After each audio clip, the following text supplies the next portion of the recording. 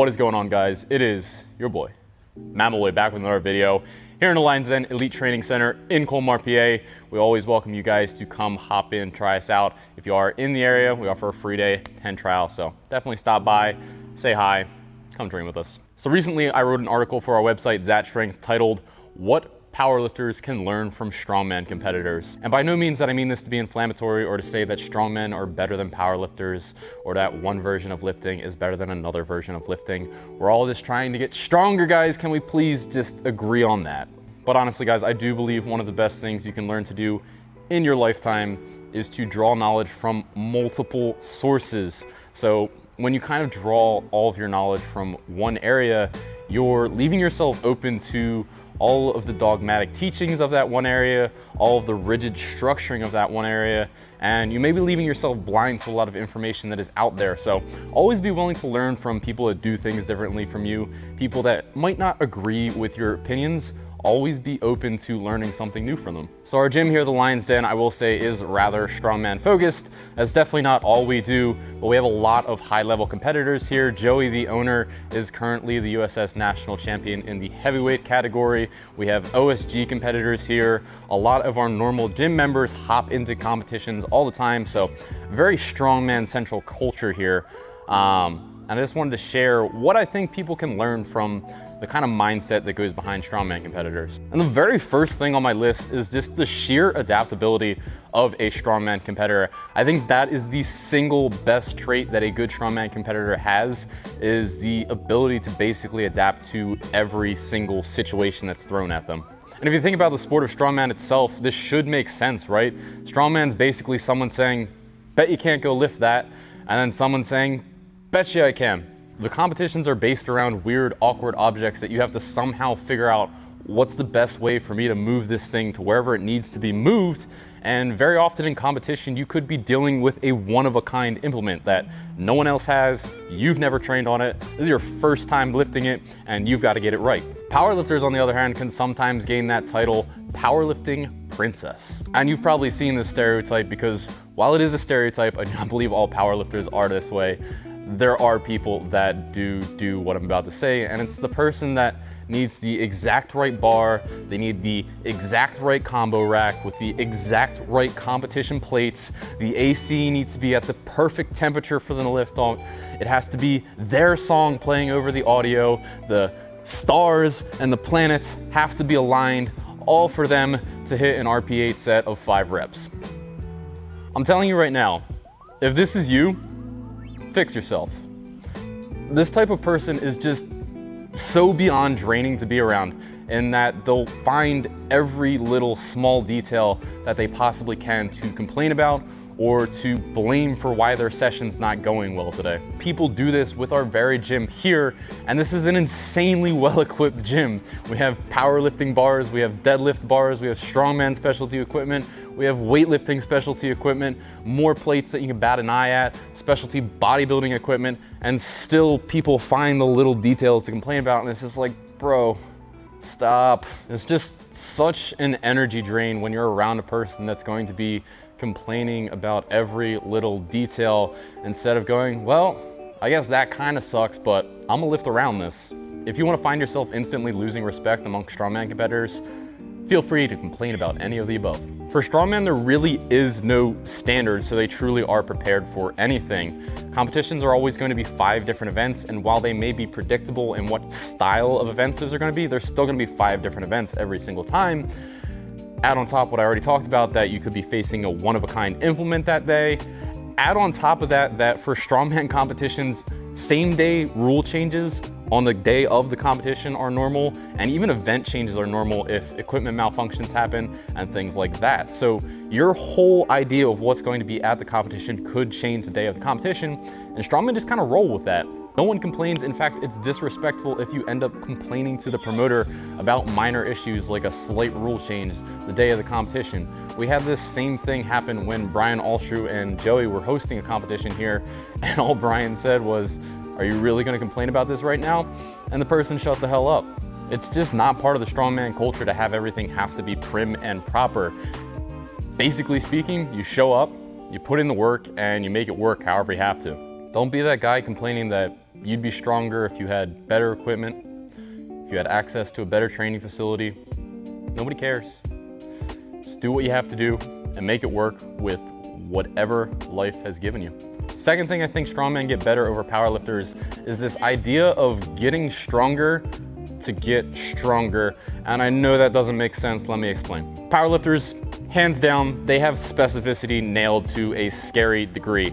The amount of efficient that the highest level powerlifters are, because they basically just practice the squat, bench, and deadlift, and only the squat, bench, and deadlift, is genuinely insane. And the amount of skill proficiency they have at these movements is just downright crazy.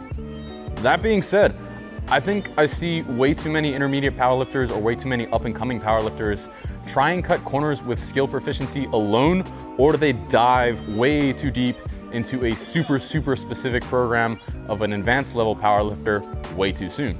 Sometimes the answer to your strength question is quite literally, you just need to get stronger. Your deadlift lockout could be weak. Just get stronger. Your bench press could be lagging behind your squat and your deadlift. Just get stronger. Your girlfriend just left you for your best friend. Just get stronger. Like I just mentioned, someone will have a deadlift lockout issue, which is, again, they're probably just a little bit weak, but they'll have that deadlift lockout issue, and now they need to do a certain variation that helps them with their lockout, which is, kind of true.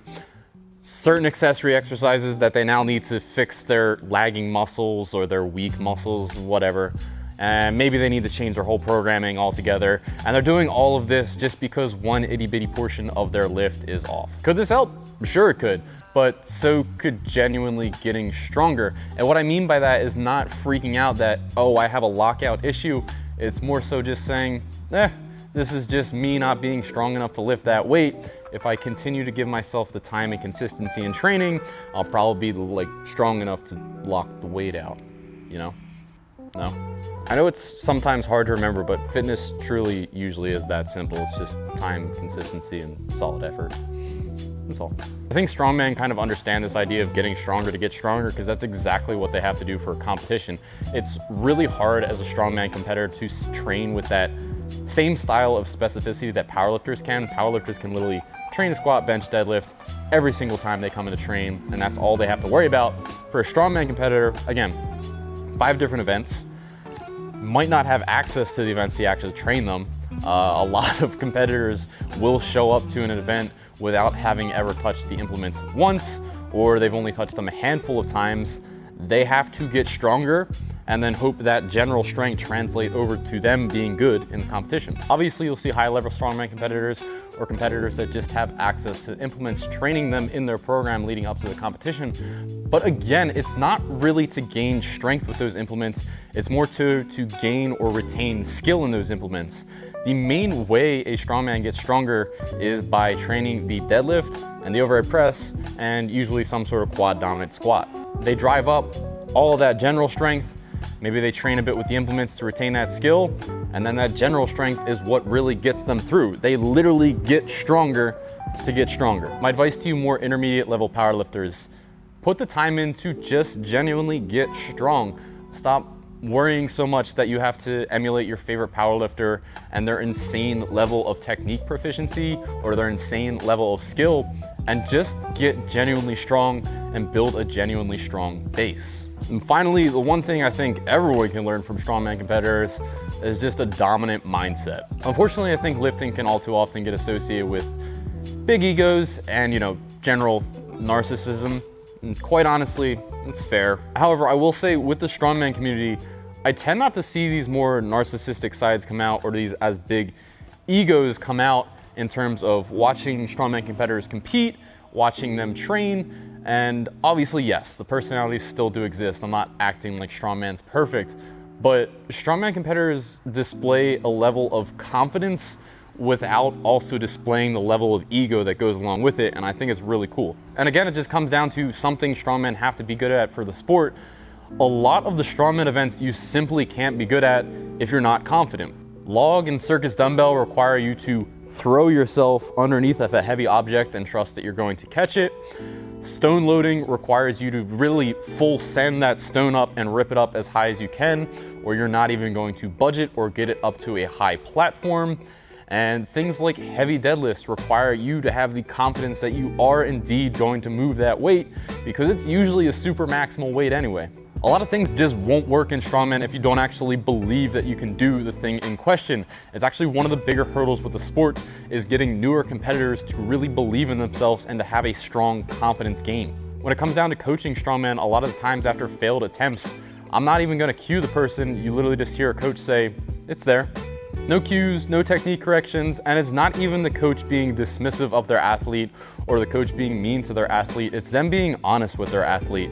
There's usually nothing you need to fix if all the technique cues have been given to the person, besides they need to believe that they can do what they're doing. We'll say a lot of lifters will mistake being super hyped for a lift or lifting really angry when they're lifting with confidence, but there's a difference between hyping up your emotional state and genuinely believing that you've got this. And what's really cool is if you combine a lifter who has a whole bunch of raw strength and you give them this superb confidence level of a strongman competitor, that's when you get someone that's really scary to go against. When you're dealing with some of these guys in strongman competitions, even if they can't actually do something, they'll be believing that they can do the thing, and they just pull it off right in front of you. So that's really cool to see, and that's why I believe a dominant mindset can be super, super valuable in the gym. But yeah, that's it for this one, guys. Hope you guys learned a thing or two.